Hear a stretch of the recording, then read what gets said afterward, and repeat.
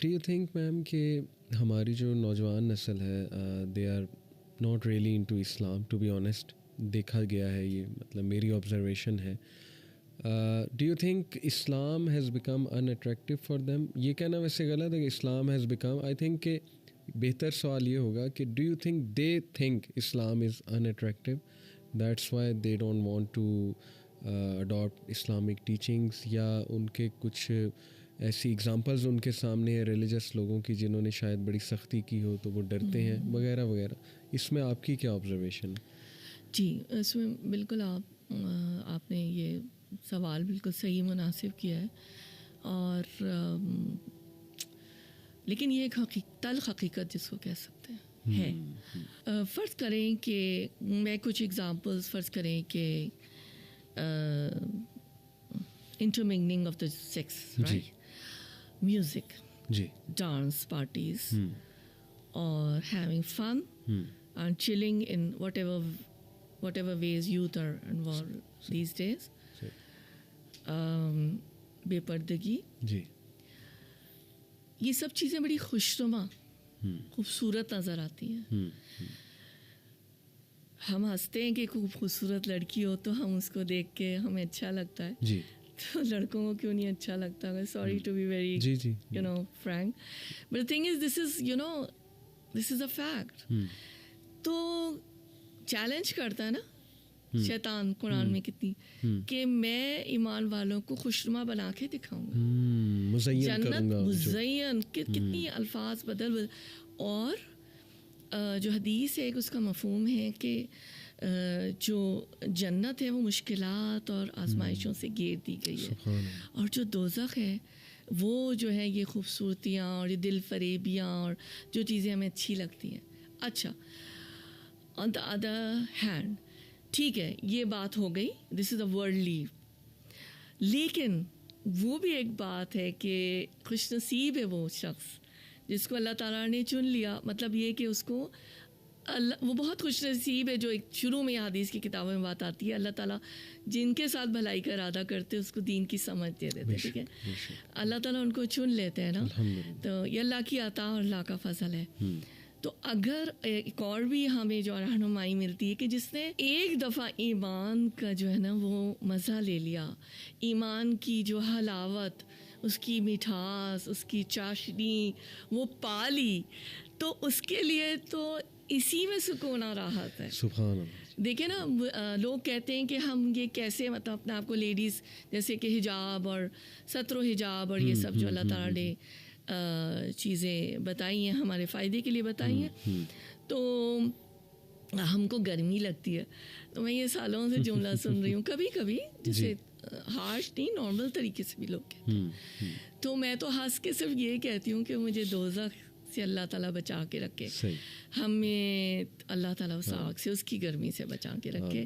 تو ہمیں تو نا صرف وہ یاد آ جاتی ہے، تو الحمدللہ ہم راضی و رضا ہیں.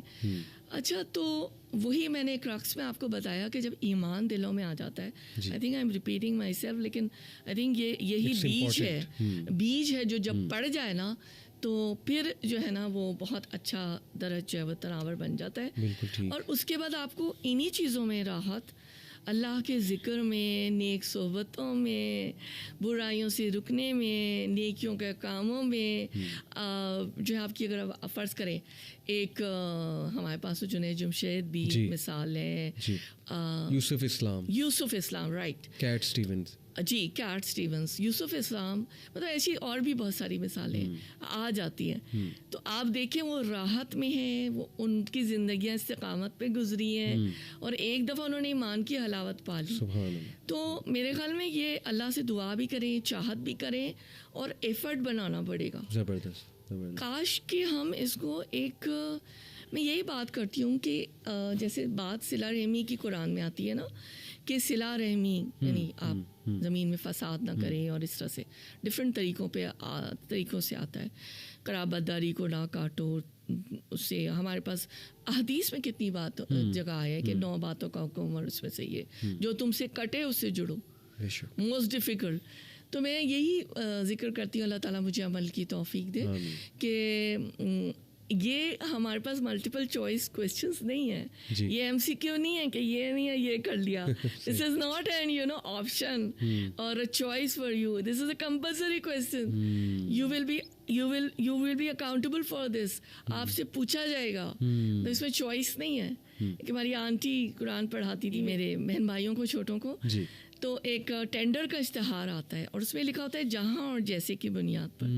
ہم بڑی وہ شگفتہ سی فطرت کی تھی, تو کہتی تھی کہ رشتہ داروں کا معاملہ تو یوں ہے کہ جہاں ہے اور جیسے کی بنیاد پر تعلق رکھنا ہے, آپشن نہیں ہے کہ بھائی آپ چھوڑ دیں ان کو.